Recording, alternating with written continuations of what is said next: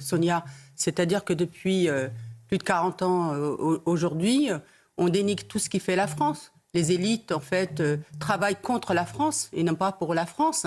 On a du mal avec le drapeau tricolore, on a du mal avec l'hymne national. Tout est ringardisé, en fait, depuis 40 ans, plus de 40 ans, grâce à la gauche. Mais aujourd'hui, je vais être honnête avec vous, la France est foncièrement plutôt à droite. Vous savez, je vais juste vous raconter une anecdote, Sonia.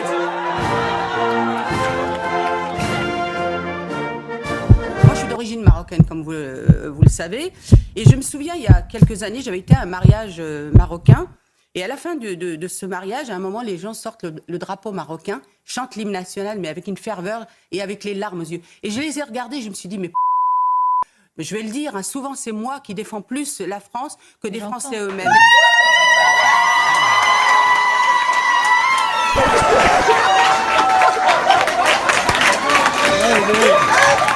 Et voilà. Mais pour elle, c'est normal. Donc aujourd'hui, c'est le récit, justement, de cette phase. C'est le récit national qu'il faut se réapproprier. C'est montrer tout ce qui est de beau, cette France. Ce pays, c'est le pays de liberté. Alors, il y a beaucoup de choses, des droits de l'homme, etc. Attendez,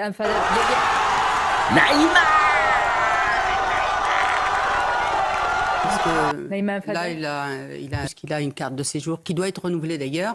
On aurait pu penser que dès le lendemain qu'il puisse être expulsé, il n'est pas expulsé. Donc je suis en fait sidérée toujours et je me sens, comment dire les choses, je sens qu'il y a une impuissance dans ce pays à réagir et qu'on peut bafouer, on peut agresser nos policiers, on peut cracher sur ce pays qui a été généreux avec ce jeune homme, et puis finalement s'en tirer. C'est-à-dire qu'on peut, encore une fois, cracher sur nos institutions, sur nos policiers qui représentent l'état de droit, cracher sur ce pays qui est extrêmement généreux, comme l'a dit d'ailleurs Linda Kebab, et tout simplement ne pas être expulsé. Donc, écoutez, au suivant. Les islamistes disent toujours qu'ils contrôlent toute leur communauté. C'est faux. Il n'y a pas de raison d'en avoir peur, il n'y a pas de raison d'être tétanisé, comme dit notre ami.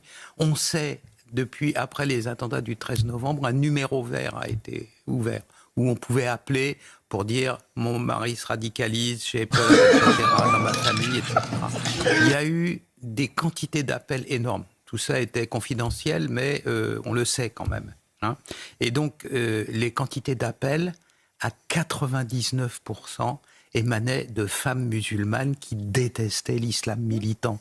Mais moi, je pense que le danger n'est pas là. Le danger, c'est effectivement ce qui se passe ensuite, c'est-à-dire le terrorisme, c'est-à-dire des gens qui sont assassinés, etc. Ça, oui, c'est pas une question pour moi que les musulmans vont gagner en France la bataille culturelle. Je dis pas. On ne parle pas des musulmans. Voilà, parce que la majorité des musulmans vivent leur religion. Non, justement. En paix. Attendez, moi j'en ai marre. Attendez, s'il vous plaît. Juste. Non, attendez. Je suis menacée de mort, j'ai des gens qui doivent me protéger aujourd'hui pour des conneries de ce genre. Donc juste vous dire, je ne parle pas des musulmans, là j'ai parlé des islamistes, je parle d'une idéologie particulière. Cet homme est salafiste. Je ne vais pas accuser les musulmans d'être tous des partisans de l'islam politique. Je vous dis que cette bataille culturelle de l'islam n'a aucune chance d'être remportée par eux. Attendez, Céline, pardonnez-moi. Qui a parlé de l'islam ici ? Mais on parlait de quoi sur la bataille? Moi, je parlais de l'islam politique. Ah oui, l'islam politique. Mais il y a une très grande différence. Mais vous venez de dire l'islam. Mais raison de plus. Frédéric Durand, vous venez, pardonnez-moi, là, de faire exactement l'amalgame, même si j'ai pas ce mot, qu'on essaye de... Excusez-moi de ça, arrêtez. Mais si, mais non. Je suis un des seuls à me battre pour pas qu'il y ait d'amalgame. Permettez que je finisse ma phrase, de nous faire porter ça. Alors que depuis tout à l'heure, on dénonce l'islam politique, on dénonce le salafisme. Je suis sur ces plateaux un de ceux qui s'est toujours battu pour qu'il n'y ait pas d'amalgame et vous m'accusez, moi, d'amalgame. Je trouve ça très injuste. Je voulais simplement dire, et désolé si certains de mes mots n'ont pas été bien compris, je pense que l'islam politique n'a aucune chance de remporter la bataille culturelle en France. C'est clair comme ça. Vous avez dit accusez-moi d'amalgame, alors je dénonce que je me bats toujours mais pour vous avez dit culture musulmane, islam, pardonnez-moi. Frédéric, t'as dit culture musulmane. Moyen de réparer ton propos, c'est l'islam politique. Et on dénonce les radicaux. On dénonce les radicaux et non pas la majorité des musulmans qui vivent qui vivent Allez, s'il vous plaît, on va marquer une pause. Et d'ailleurs, on ne dénonce pas la majorité Neymar. des mosquées On va faire une pause, c'est l'heure de la où il y a un publicité. islam pacifiste. Non, mais je qui sais, est, je sais que Frédéric voulait pas faire cet amalgame-là, on ne s'est pas compris. Et comme on a tous très peur, on fait très attention, c'est tout. Ça révèle juste peut-être l'environnement dans lequel on vit. On va marquer une pause et on va se retrouver. Il tient des Non, mais propos lui- qui mettent le feu vraiment, qui viennent fracturer la société, qui sont adressés à son public et notamment à des jeunes puisqu'il a une école coranique. Et vous me dites, on va attendre d'avoir des preuves. Mais c'est ça le problème en fait. Vous savez, le problème, je vous le dis, hein, comme je le pense, c'est que l'état de droit finira par, justement, et des discours comme ça finissent par donner un boulevard à toutes ces personnes. Attendez, il qui n'a pas veulent encore parlé. continuer. Allez, Frédéric Durand, vous intellectuel pour Allez-y. Frédéric. Les imams français sont formés par les frères musulmans aujourd'hui en France.